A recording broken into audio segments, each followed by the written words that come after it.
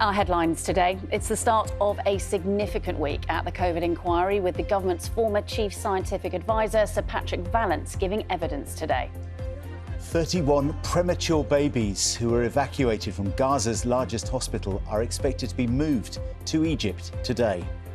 The drugs that save lives but cost too much. Families of children with cystic fibrosis urge a rethink on plans to stop supplying 3 key treatments. Good morning. Speculation over changes to income tax and benefits ahead of the Chancellor's autumn statement on Wednesday. I'll look at some of the key areas and what it could mean for you and your finances. In sport this morning, on top of the world, how Australia defied the odds to beat India and win a 6th Cricket World Cup. Metropolitan Police have questioned Russell Brand in relation to allegations of historical sex offences. An investigation by the Sunday Times, The Times and Channel 4's dispatches revealed allegations of rape, sexual assaults and emotional abuse against the comedian and actor. Brand has previously denied the claims. Air traffic control restrictions at Heathrow Airport on Sunday have been lifted. National Air Traffic Control Services blamed staff absence and strong winds for the decision to limit the number of flights. The airport has not given any confirmation on the number of services which were delayed or cancelled. And tickets for the Glastonbury Festival next year have sold out within an hour of going on sale this morning. The festival's organisers posted on X, formerly Twitter, that demand had greatly exceeded supply. None of the headline acts have been announced yet. A new campaign is aiming to unite Londoners and address the recent rise in hate crime. A series of adverts will appear on public transport showcasing diversity and promoting respect. It's being launched by the Mayor, who's announced a further £250,000 to help combat hate and help support victims. One of the world's biggest video gaming competitions will hold its next grand final at the O2 Arena. League of Legends is an online battle game that pits 2 teams of 5 against each other. This year's event was held in South Korea. It'll come to London in November next year. A mum from southeast London is collecting toys and warm clothes to help struggling families over the festive period. Brenda Perara has been running the Joy This Christmas campaign since 2018.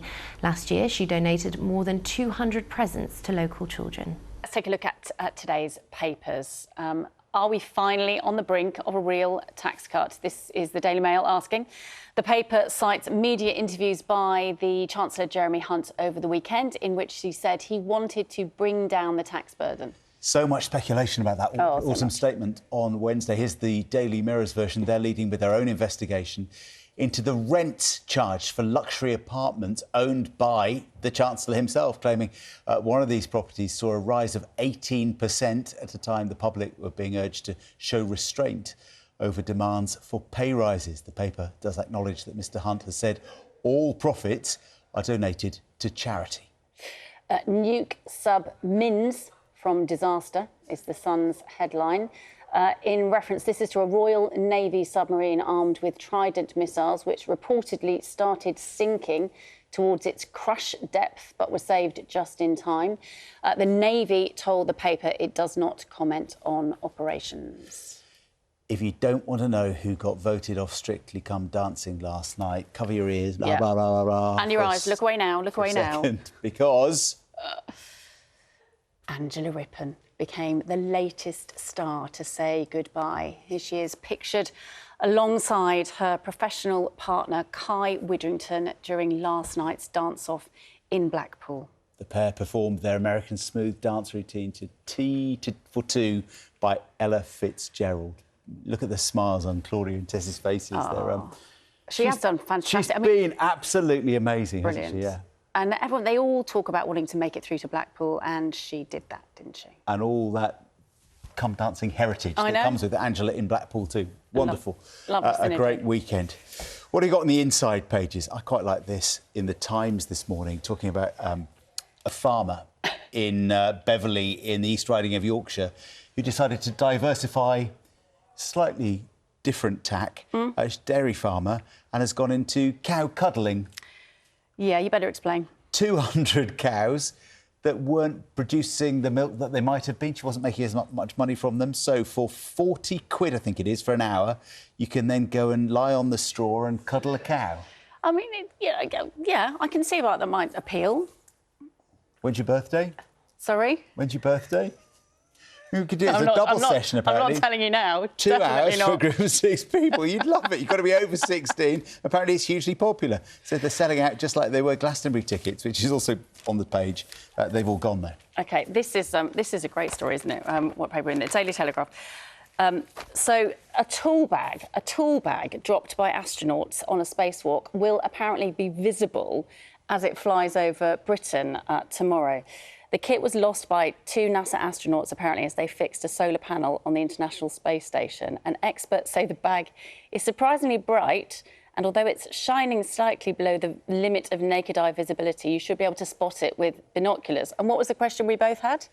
How big's the bag? How big's the bag? Must be enormous. How many tools do you need when you're fixing something on the ISS? I mean, if my tool bag was over there, I'd only just be able to see it. So the idea of it being up in the sky in the dark, well, we'll find out from Carol later whether the sky's going to be clear enough. But yeah. Yeah, that's one big tool bag. Maybe it's got a big flashing beacon on it or something. I don't know. OK, let's take a look at Monday's front pages for you. Let's begin with the Daily Telegraph reporting that Israel is on the brink of an agreement to halt fighting in Gaza in return for Hamas releasing up to 50 hostages. Others are dominated by the autumn statement happening on Wednesday, of course. The Eye quotes Chancellor Jeremy Hunt as saying tax cuts for business are his top priority.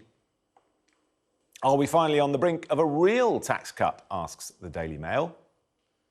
The Daily Express calls on the Chancellor to honour his state pension pledges, while the Mirror, juddering in, claims that a flat owned by the Chancellor saw its rent rise by 18% at a time when he was urging pay rise restraint. The Times writes of Cabinet opposition to Prime Minister Rishi Sunak's plan to opt out of European human rights laws in order to salvage the Rwanda plan. The FT covers pressure on the OpenAI board to reinstate Sam Altman as chief executive after his sudden dismissal. The Metro leads on that story we brought you earlier. Comedian Russell Brand being questioned by police over allegations of sex offences, allegations he denies. Here's this morning's Sun saying a stricken Royal Navy nuclear submarine was saved moments from disaster in the Atlantic. And the Daily Star forecasts that Britain could be in for a white Christmas, -7 polar plunge, it says. And if you do want to see any of those front pages again or read the stories inside, scan the QR code on your screen.